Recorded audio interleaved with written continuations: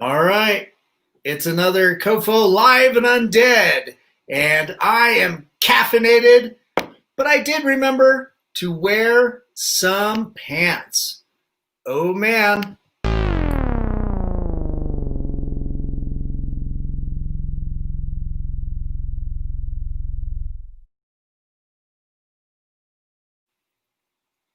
Okay, I'm your host, Daniel Crosier. This is COFOH Live and Undead, and I am here with the amazing, the super talented Donna Lynch. But first,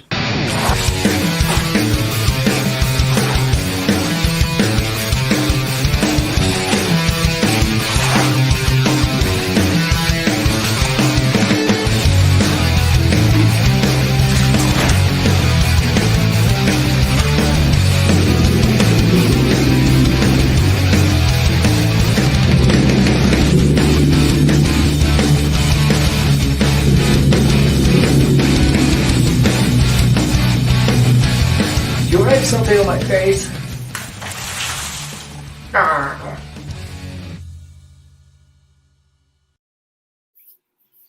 Donna, how are you? Hi, I'm good. How are you? I am excellent. Thanks for joining me. You're over on the East Coast, right? Yep, right outside of Baltimore. What's that? Right outside of Baltimore, about 40 minutes away from the city. Nice, nice. How's it treating you? Well, it's cold. Oh yeah, it's that time of year. See, I've got the hat for it too. Yeah. I guess I shouldn't complain because I forgot that you're in Colorado. So yeah, It's not too bad. Today was in the 60s, so yeah, we're pretty good for this week anyway. We'll see if it takes a nice dive next week. Who knows? So, Donna, you're a tremendous writer and a wonderful, singer and performer. Can you tell us a little bit about yourself? Where you come from and how you got into this, amazing, life of creative bliss. Yeah, sure. So I came from kind of a musical family. My mother and father both are very musical. So I grew up around music. I started playing the piano when I was about 5 and started at Peabody Prep in Baltimore for piano when I was 8, and then for classical voice at 14, and did that until I graduated from high school. So that was where the singing started, and the writing was something I always did as well. Like I remember writing little short stories and poetry as a little kid, and I didn't have any formal training for that. I just kind of just do now what I did then, and that's just wing it and hope that hope that people think I know what I'm doing. So yeah, and then I really, I had all of these skill sets. I didn't do a whole lot with them until I met my now husband, Stephen Archer. He kind of just kicked my ass into doing it. He's like, you know how to do this stuff. It's stupid to not do it. And he was right. So that's that's kind of how we got our start. Oh, that's cool. Yeah, I interviewed your husband several weeks ago, so he was a lot of fun. Yeah, he's entertaining. I wanted to bring up, because I know on that show he had mentioned the book that he had coming out, the illustrated version of Poe's The Mask of the Red Death. Well, it's out. Right. So. Oh, no kidding. Yeah, and it looks great. So the pre-orders will be going out soon, but it's available now, and it came out really beautifully. Oh, so sweet. That's cool. Well, I'll have to pick up a copy. Yeah, definitely. And yeah, if you could, send me a link to the pre-orders so we can, post after this. Yeah, sure. We can do that. Yeah. And, speaking of writing, I think you were nominated for 2 Stoker Awards. Mm-hmm. Yeah. Well, and what were those for? What books? That was the Superior Achievement in Poetry. So the first time was in 2018 Nice. for a book called Witches that I wrote. And then last year, oh, did we freeze up? Sorry. Yeah, we froze up a little bit. That's okay. So it was for Witches, right? Yeah, Witches. That was illustrated by Stephen, and I did the poetry for it. And then last year, I put out a book called Choking Back the Devil. That was all poetry, and that got nominated as well. So no win yet, but they do give you a punch card, and just for every time you get it. They really do. Like, I don't know who started it, but it's so amazing. It's like, well, here's your card with my 2 little things. And I'm like, that is awesome. Either when I fill this up, I get a Stoker Award or a free sub. I'm not sure which. That's what I was going to say. Do you get a free sandwich at the end of it? Either way, I'll be happy. It's just nice to win something. So, oh, that's great. Yeah. Oh my God. That's so funny. That is pretty clever. Yeah. So it was great though. It's it's cliche to that it's an honor to be nominated, but I don't know, it truly is actually. Like it felt so good. You don't do this stuff for the accolades, but when you get recognition like that, especially in that kind of company, next to all of those people who are nominated and who win, it does feel really good. That's wonderful. StokerCon is actually going to be set up here next year in Denver. Yeah, so, I'm hoping. I don't know. Like, it's kind of rough right now with everything. Like, I don't know if it's going to happen, and even if it does, I don't know if that's something. I don't have anything I'm nominated for this year, but in normal times I still would have come out for it, but everything's so crazy. Like, it's just so hard to tell what's going to happen. So. Right. It's supposed to be out here in Denver in April, I think. Mm-hmm. We'll see. That's like by the skin of our teeth. It really is. Yeah. The majority of the vaccines probably won't be delivered until summer anyway. Right. And, they were the Horror Writers Association and StokerCon, they were very responsible about it last year. It was supposed to be in Scarborough, England. Oh, right. Virtual because it just wasn't safe. So yeah, most definitely. When you guys do StokerCon, do you typically like have a table or something, or sell your wares? Because you guys are incredibly versatile. Oh, thanks. Yeah, we usually just glom onto our publisher to Raw Dog Screaming Press's table. Like, cool. Hey, if we sit and watch the table, can we put our stuff here? And they're like, yeah, okay. That's awesome. Well, I'd imagine the two of you, you and Steven, attract quite a crowd. Hopefully you guys can just like set up at the table and just play music too. Oh yeah, no, we haven't done that yet, but that might be a little obnoxious for some of the people who are there. But I don't know, people might like it. Right. It looks like we got some friends chiming in. Well, come on now. That's nice. Jeez. Hi, Lauren. Yeah, and then let's see. We got Jennifer coming in. I have a mighty need. I think probably for the new book. From Steven. Yeah, it's really good. Yeah, horror writers are absolutely essential. I would totally agree with that sentiment. That's awesome. Especially right now, I think people need they need an outlet. Right. Anthony. Hi, Anthony. And then looks like Cody's chiming in too. Oh, nice. So we got a great bunch. Spend the whole time saying hi to people. It's fine. Yeah. Yeah, come on. We can turn off here. There we go. All right. But so you're doing a lot of poetry, and I think you mentioned one of the books is illustrated also by Stephen. It looked like weren't you guys doing some kind of coloring book or something too, or did I look at that wrong? No, it was. He did that. I didn't really have anything to do with that. That was just paintings that he's done that he just did as line work, so you could color it. Basically, all you need is red crayons, though. It's like everything he does is so bloody. It's like as long as you have red, You can use that coloring book. It's perfectly fine. So Nice. And when you're writing, like, what are the typical, themes? Obviously, it's horror based, but what sort of like, personal things might you be, going for? Well, I do write horror that is very personal. I write a lot about weighty topics like mental illness and existential dread and fears and things like that.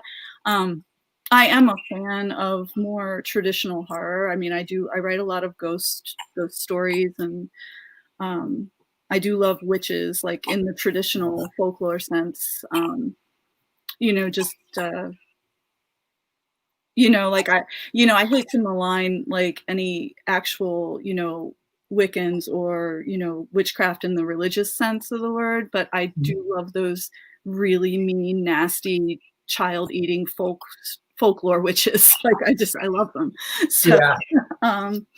So, I like those elements a lot, but the personal horror and body horror also, like Oh, yeah. David Cronenberg fan, like just Yes. the idea of your brain and your body being the biggest enemy that you can have. Like if something's going to turn against you, that's like, those are the worst elements to turn against you.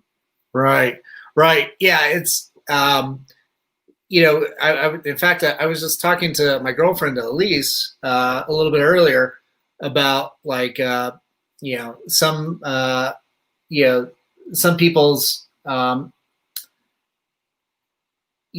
kind of shyness or, towards like, the vaccine for the pandemic and everything.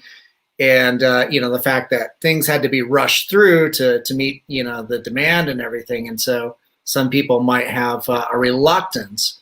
And what are those side effects and stuff? And I think those are all like perfectly legitimate. And it does play into stuff of, body horror, those things that you put in your body or you do to yourself that could have some type of effect. Yeah, sure.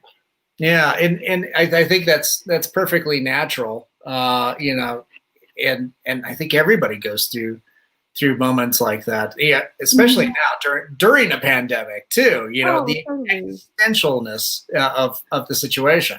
It's really funny to me how when you talk about different types of horror and you bring up body horror, sometimes it feels like unless you are a huge horror fan, it's one of the lesser known genres. People are like, well, what's body horror? But when you think about it, like body horror is it's the beginnings of horror. Like it is the first thing that you ever become afraid of, like, I mean, and because body horror and like transformative horror are very similar. And so you look at some of the earliest classic horror novels, Frankenstein. Yeah. Good example. I mean, that's body horror, like in its truest form. And even just as children, like when you're losing your teeth, like I know some kids don't get scared, and maybe that's because they have, nice parents who teach them not to be scared of that. But like, I remember being like, oh my God, why are my teeth falling out of my head? This is terrifying. Right. The first time that you cut yourself and that you have awareness that you're bleeding, I mean, bodies are, they're scary things when you don't understand them. And so when you're in times like now with plague and pandemic and, and the solutions to those things, which it's like, well, you need to do that, of course. But yeah, it can be scary. Right. Yeah, totally. Yeah, that childhood fear of everything, and meeting up with all these experiences for the first time, and then how that echoes throughout your life. Whether there's even like some form of like PTSD that kind of exists. And I think you're right. A big part of it too can be the parents that keep you, that raise you, and how they inform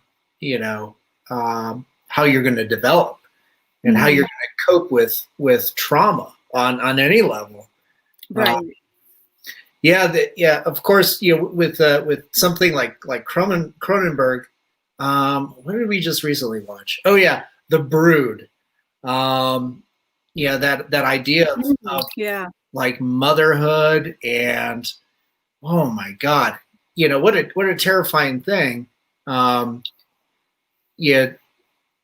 To deal with and go, the process of that. It's like, so that was a movie that kind of gave me a little bit more insight of like, first time motherhood and things of that nature, that now I have a lot more respect for that type of situation. I think David Cronenberg had a big part to play in my decision not to have children, to be honest with you. Like, just the whole genre of body horror. Oh no, I think I froze up. Yeah, sorry about that. I was I froze up on my end too. So that's not usually a good sign. Yeah. But technical wonders. Thanks. Well, we live in the woods, and it just, I don't know, it happens. Oh, okay. I was saying, I don't know, before I froze, what happened. I think David Cronenberg had a part to play in my decision never to have children, because I'm like, bodies are terrifying. Like right. It's so, I'm not a squeamish person either. Like I've watched surgery performed on myself before. I don't get, freaked out. On my foot. I watched a foot surgery. So they gave me a local anesthetic, and they kept trying to shield me from it, and I kept straining to see. So they were like, okay, we're going to just sit you up in the chair. So stop moving. You're very curious, huh? I wanted to see. Yeah, but that's a very healthy thing, I think, to be curious and to see. Because I think too much as adults, we lose that curiosity, and I think that cuts us off from so many possibilities. Yeah, and also, I have a lot of weird medical stuff anyway. There's a lot of medical anomalies. I had a teratoma, which is the tumor with the teeth and the hair and stuff. So I had one of those removed in 2011. I did not get to keep it. That's the first question everybody. That's what I was thinking. No, they're almost always benign, but they still have to biopsy. They still have to send it away to make sure. So it was fine, but they did give me pictures. They gave me photographs of it that they had taken laparoscopically. So yeah, that's interesting. Yeah, it was weird. So like when you have weird stuff like that happens to you, I don't know, it just like amps up the whole fascination, like the revulsion and the fascination with it. Like I said, that curiosity factor too. I think, of course, the idea and the notion of mortality probably plays into it. Of course, you're concerned for your well-being. Of course, yeah. And everybody around you is as well. But yeah, when you find something like that, my mind's just like, wow, there's got to be a great story to kind of tie into that to meet the printed page, I'm sure.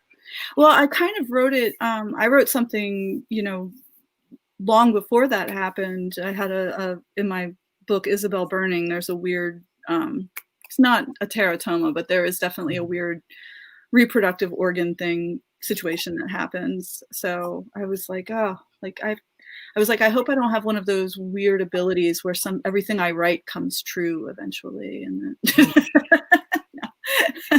it was kind of weird though. Yeah. Well, I think at that point we would just call you the Simpsons. Yeah, exactly. Oh my God, it's so true. Right. It's true. It looks like Casey chimed in.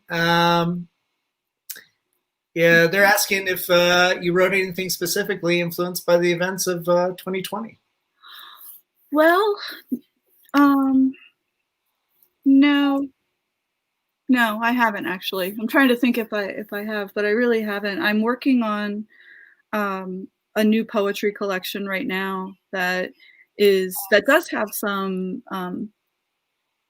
influence from real life experiences, but it's stuff from years ago. It's as of right now, it's called Girls from the County, and it's a lot. It's part fact, part fiction.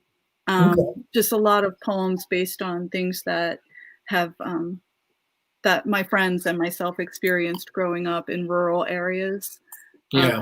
So because there was a lot of good opportunity to bring in like urban legend and folklore into everything, because we grew up with all of that stuff being such a big part. Like when you grow up rural, it's really that's just such a huge part of your life all the time.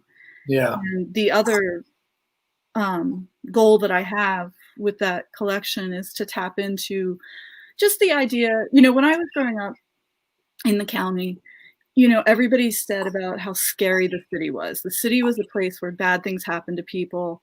And, and it was like, hey, bad things are happening here too. We just don't talk about it. Right. And, so there's a lot of that. There's a lot of you're living in a place where everybody does know each other. It's that small town mentality. You know everybody, but it doesn't mean you can trust everybody. And so, it's sort of that using that as the backdrop for the horror. So that's where I'm going with that. Right. Yeah, I can totally relate. I grew up in a rural small town in Colorado here called Crosier, and I think when I was living there, it was probably like maybe 1,000 people in the whole town. Oh, wow, that's really small. It was pretty tiny. Now it's probably 10 times the size, just because oil got to be really big up north, and but yeah, you got that sensibility of like everybody knew everything, and then we had this underlying like darkness of we had a big KKK outfit out there, and that was really freaky. And of course, but Denver had a much bigger one, of course. And it's the world can be a rough room anywhere you go. So yeah, in fact, Elise and I were just talking about like one of her friends was mentioning, oh, don't go into the city because you'll get murdered and raped. And no big deal. They went into the city. They ended up actually getting shot their first night. Oh my God. Oh, so, no. So it's just like, well, stuff can happen. I mean, I did, I did some crazy things out in the country that I couldn't get away with, here in the city. And that was back in the day. That was Dukes of Hazzard type shit. And our big thing up here was off-roading. What are you doing tonight? Off-roading. Yeah. I did that probably, in high school, probably inebriated, and then the small town sheriff showed up the next day. Hey, did your son make it home all right? It's like, oh, God damn it. So is that your truck in the lake? Right. Yeah, it was definitely those type of things. Looking back, I'm just glad I didn't kill anybody. Nobody got hurt. Jeez, yeah. And I learned not to do that. Yeah. So, my friends used to take their truck up to the old quarry and drive around the edge of the quarry. So, that was a safe, fun activity for kids to be doing back in the day. Yeah. Steve and I lived in, because Steve's from Northern Virginia and lived in Washington, D.C. for years before he moved to Baltimore. So, so he and I lived in Baltimore City. I mean, probably like 15 years, I guess we were in the city. And I mean, I think our car got broken into a couple times. We just never really had any problems. Like, it's just people have different experiences. I mean, and you're right. Like, shit happens. It can happen anywhere. Like, So yeah, I think it is funny, like the perceptions that people have of that kind of thing. It's like the city's so scary, and it's like, yeah, well, yeah, you know, your backyard. I don't know. yeah. I think that just plays to the limitations on some people's experiences. They I've got family that really haven't been out to see the world past their own zip code. Oh, looks like we froze again. I can There still we hear go. you. Now we're free. You can still hear me? Okay. Yeah.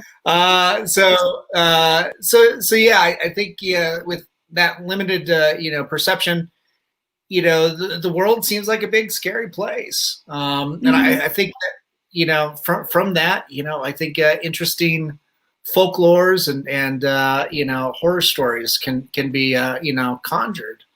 But at the same time, man, missing out on some awesome experience. Like have you not tried Thai food? Exactly. It's like, you should try the Indian curry. Oh man. So it's like, you're missing out. It's like, come on. But yeah. And then you and your husband, you've got the band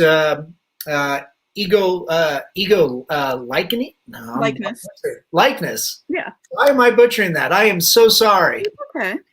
Ego Likeness. It just rolls off the tongue. I mean, what the? What's wrong with you, Dan? All right, I guess.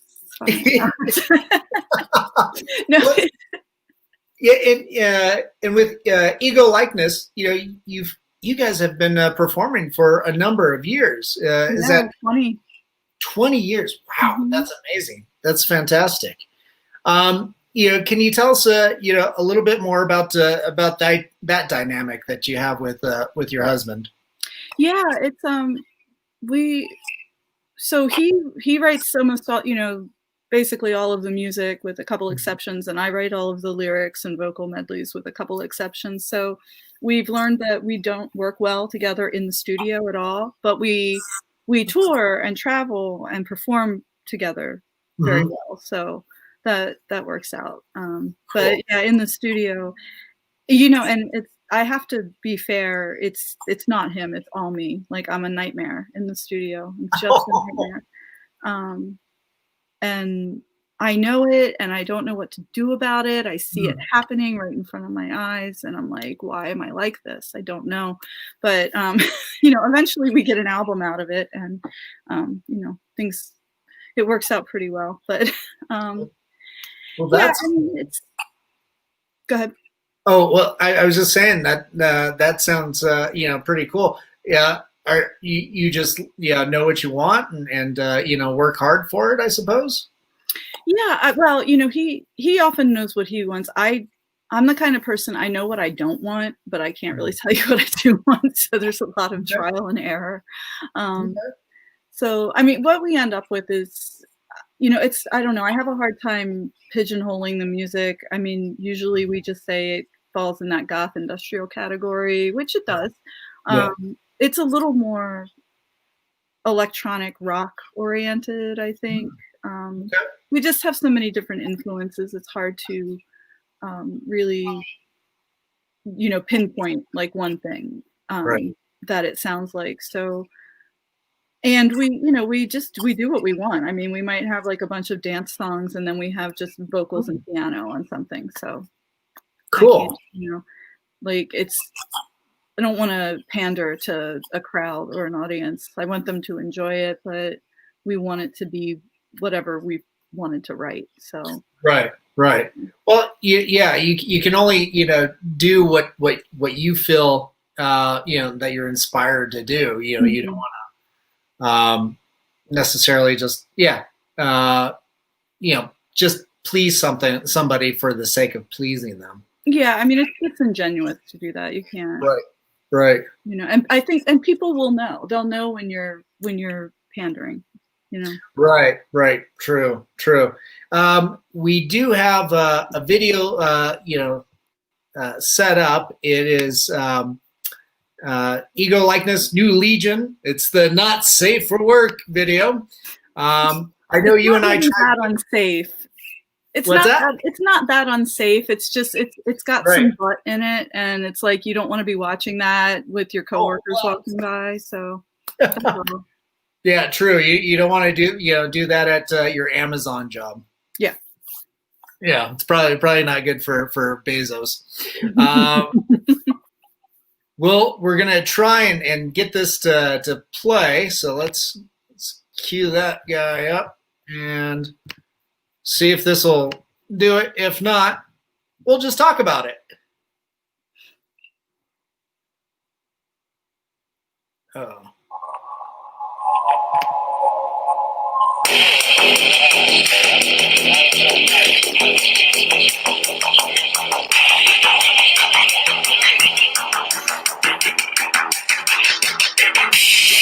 It's not playing, is it?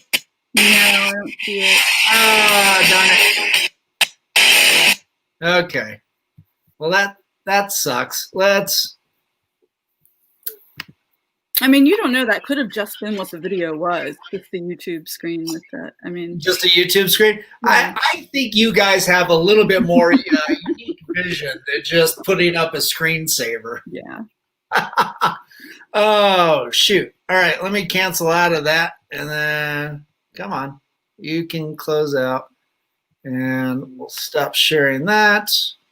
And let's see if we can. I'm going to give it one more attempt.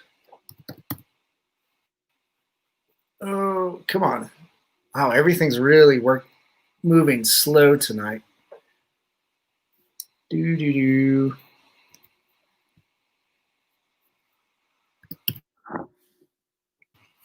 And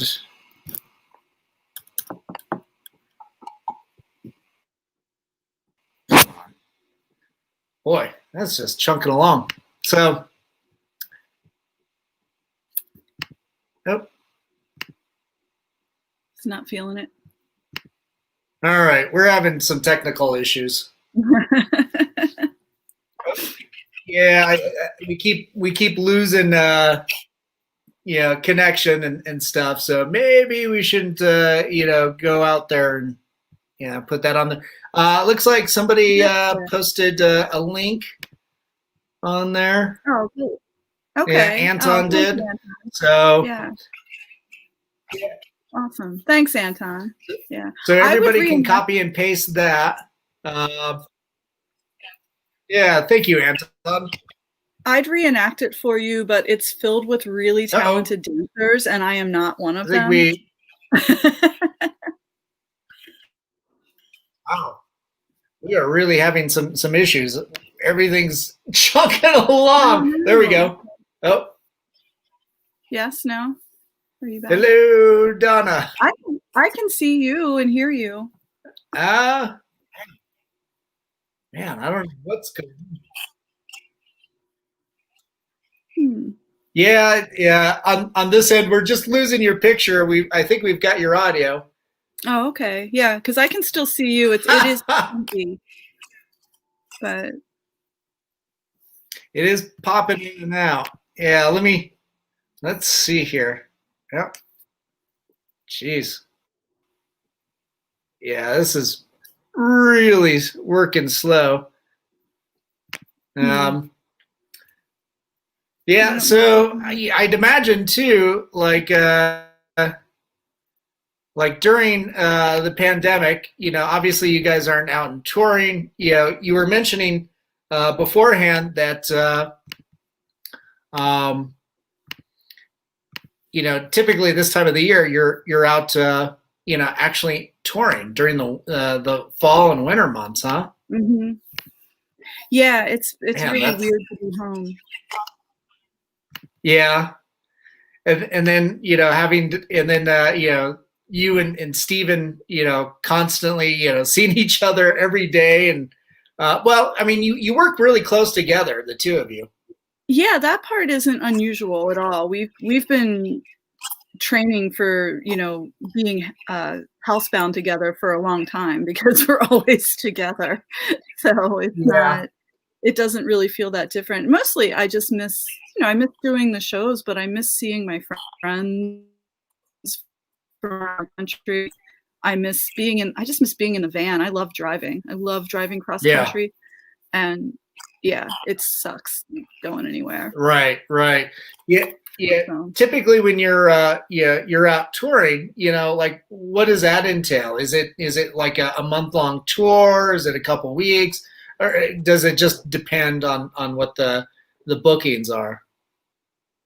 Yeah, I mean, we usually are gone for about a month, sometimes maybe 6 weeks or 7 weeks. And it's all around the country. So, we'll usually do like 25 to 30 cities. Okay. Wow. Nice. So, yeah, it's a crazy amount of work, but it's really fun. Yeah. I mean, it's the exhaustion level is insane. But yeah, I can only imagine, what's that's like. Yeah, plus, you're out there on the road with, 2 other members of the band. Mm-hmm. Yeah, Mike and Rick. Mm-hmm. Nice.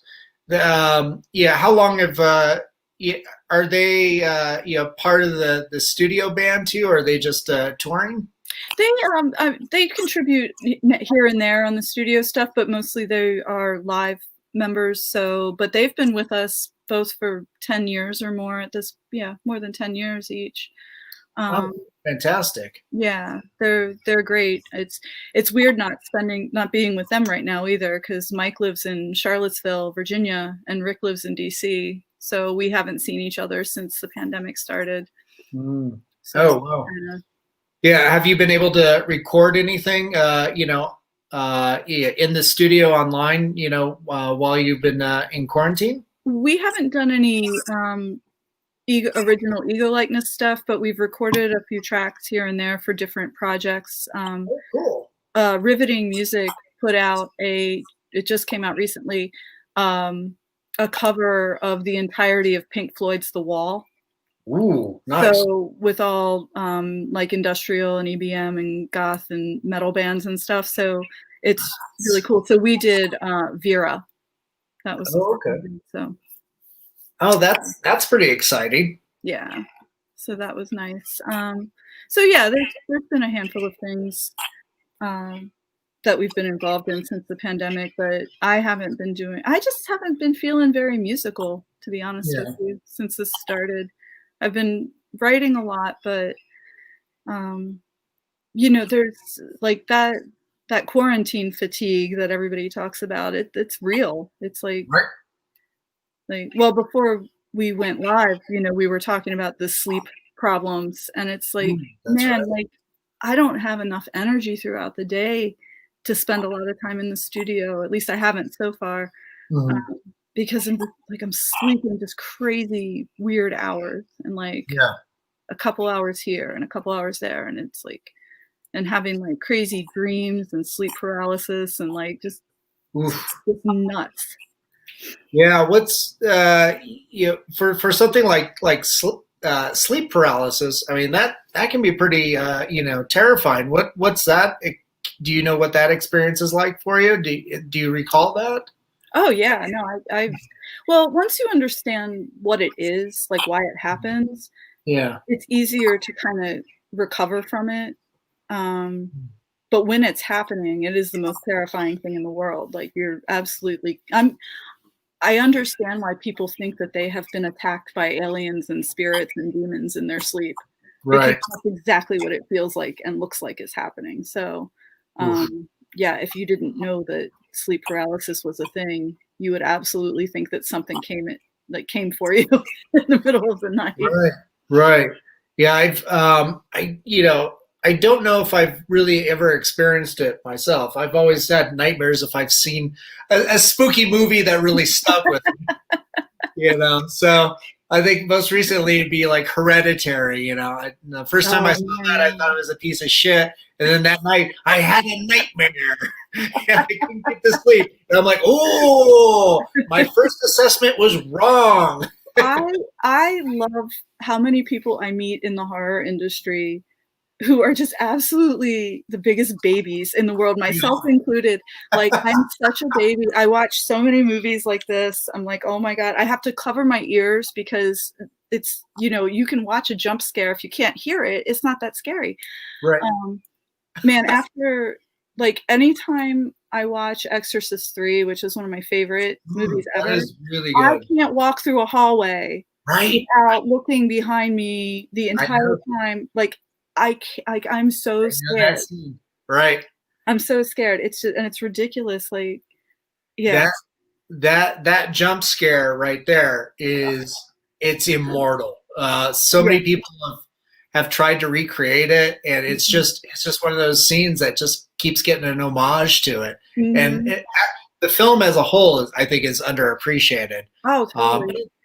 Yeah, we have that scene in our backing video, our live backing video for Ego Likeness. That scene is nice in the backing video, and Steve is so good at like orchestrating stuff like that, because he knows that there's a point in the song that it's on where I usually duck down, like I kind of drop down to the floor a little bit. And that's when you see it happen in the screen behind me. Like, I come down, that jump scare happens, and then goes into something else. So it was very well planned on his part. And I'm glad I don't have to look at it when I'm up there, because it scares me every time I see it. I've watched that movie a million times, and it still scares me every time. Nice. Yeah, looks like Anthony just mentioned too. That's why he can't do first-person horror games. Right. Right. Yeah. But, I kind of like. I think it's important. I like the fact that you're not too jaded to still enjoy the genre. It's like I meet so many people and they're just like, well, that movie wasn't scary. That wasn't scary. That wasn't scary. And I'm like, you're a horror fan. Like, what the hell is scary to you then? Like, I don't understand. Like, does nothing, like, something has to be scary. And if it's not, what's the point of liking horror if it's not to get scared? Those are the people that find Home Alone scary, I'm sure. Right. Which is pretty frightening. I mean, look at all the stuff that little Kevin McAllister puts Joe Pesci and Daniel Stern through. Yeah, any of that stuff would absolutely kill a person. Like, that movie was not very realistic at all. Right, exactly. It's very Looney Tunes in that respect. Yeah, most definitely. Along the lines of like Hereditary, I did watch a documentary on like sleep paralysis and night terrors. And that was my first glimpse into, oh, wow, this was just a few years ago, but I can't remember the documentary's name, but the narration and everything, going through, a number of people recounting what they experience and stuff.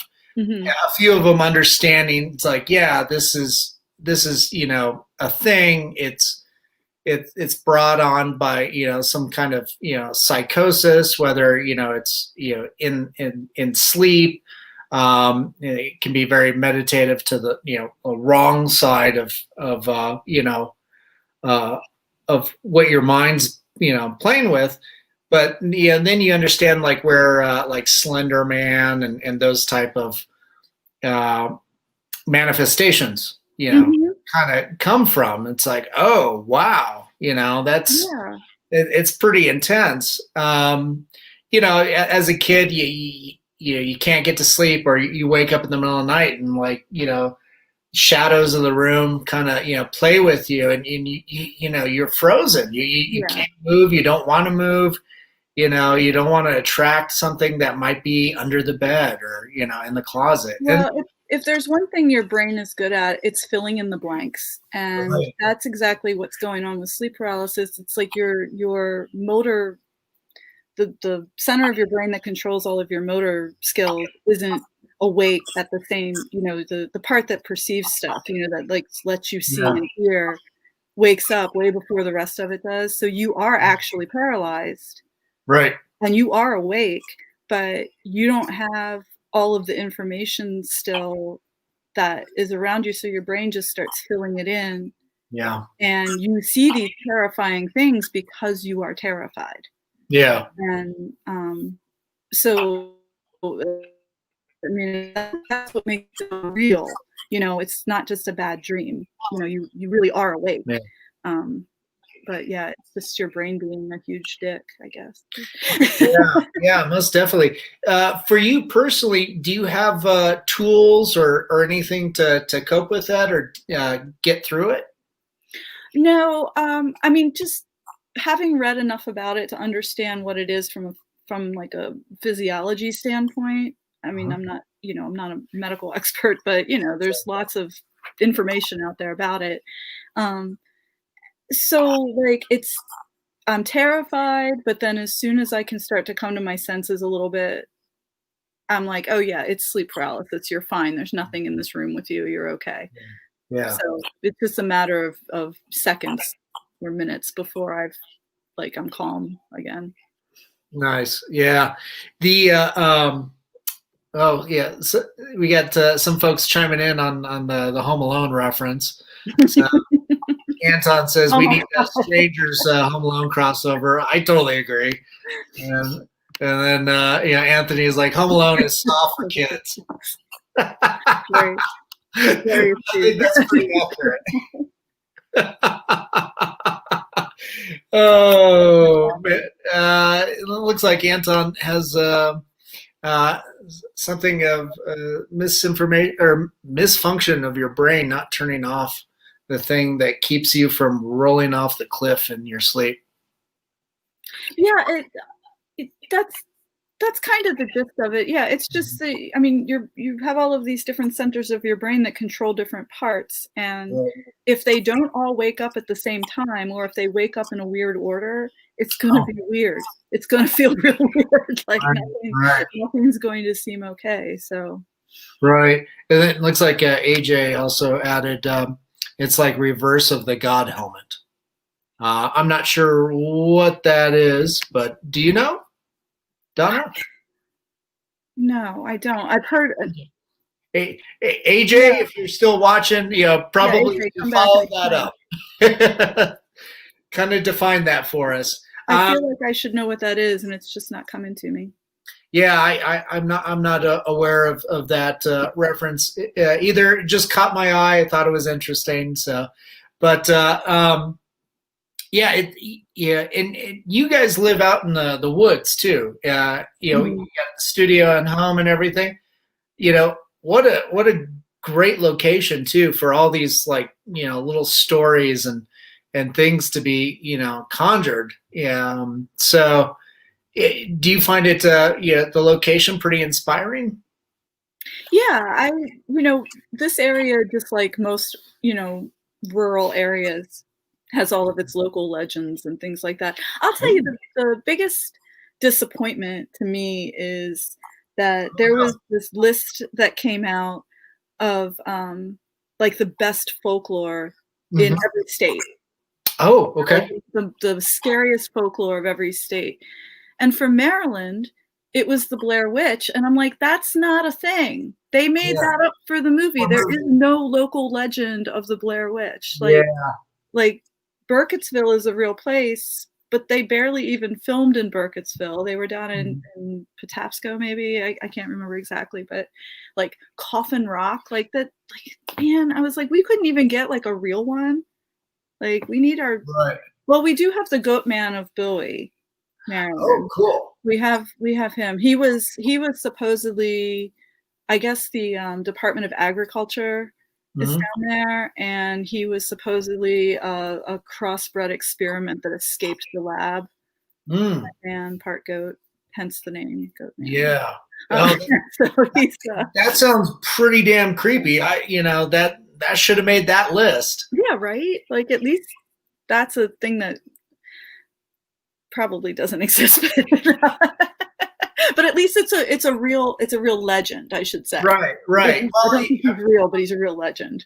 to me, it sounds way more believable when I got asked to contribute an illustration for a coloring book on regional folklore, and I think it was like every 50 state, all 50 states, and I got contacted for Colorado, and I was like, ooh, what kind of cool things is around Colorado?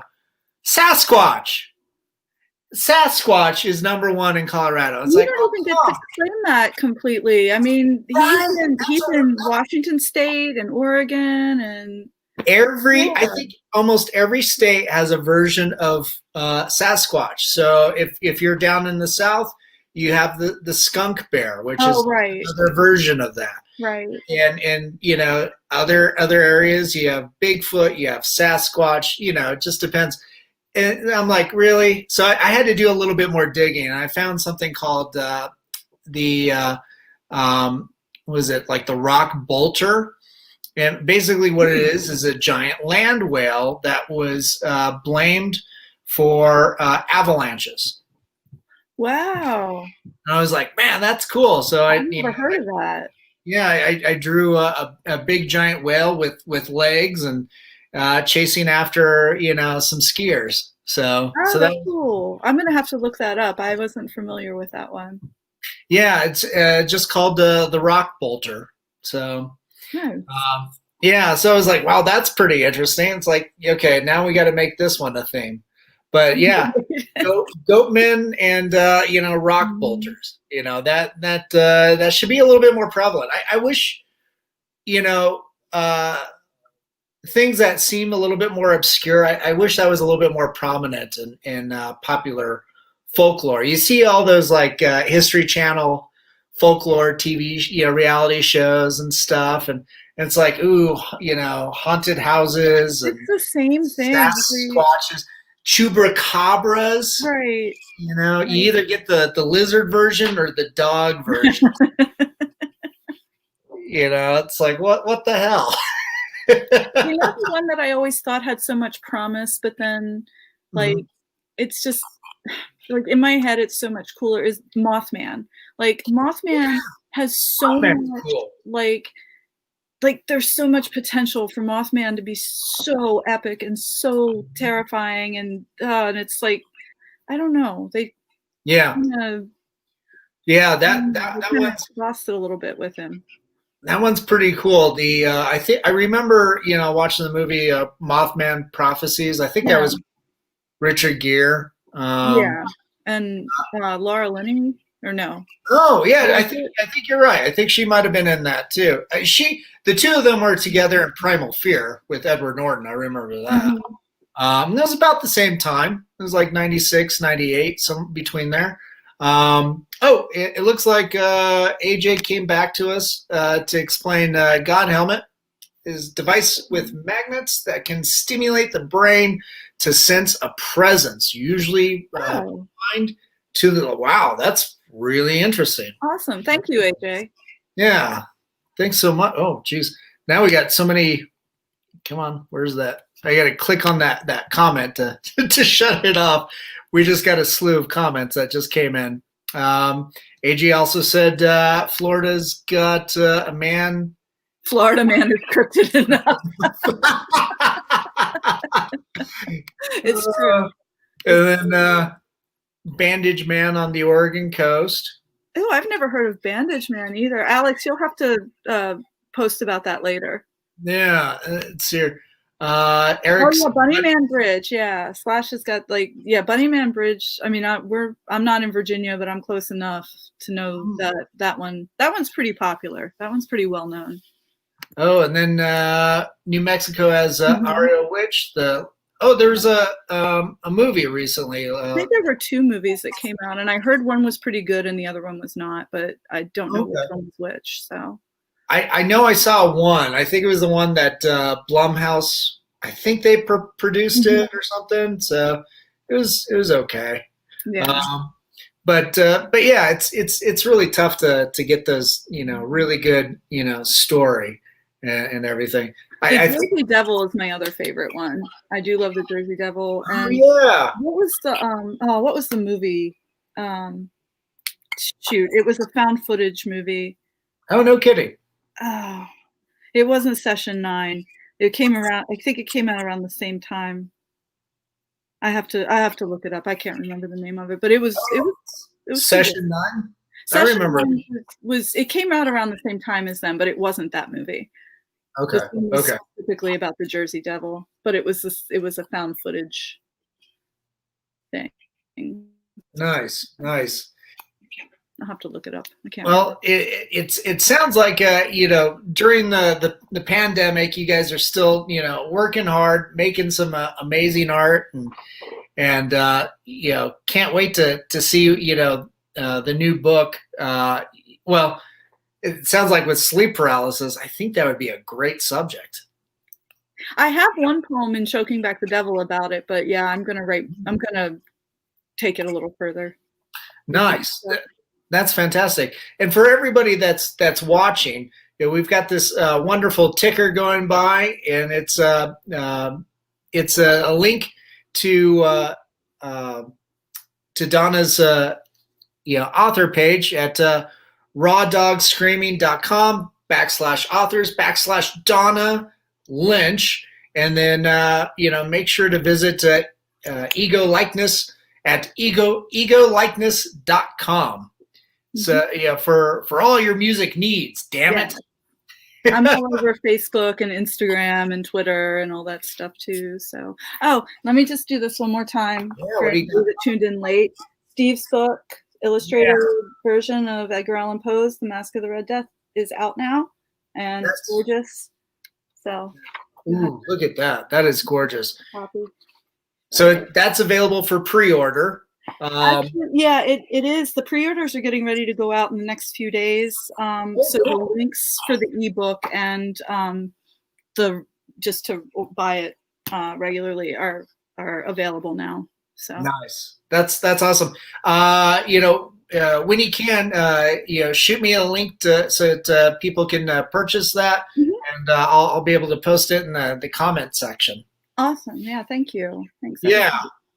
Donna, it's been, wonderful having you on the show. Hopefully, next time, let's see about having you and Steven on together. Yeah, we'd love to.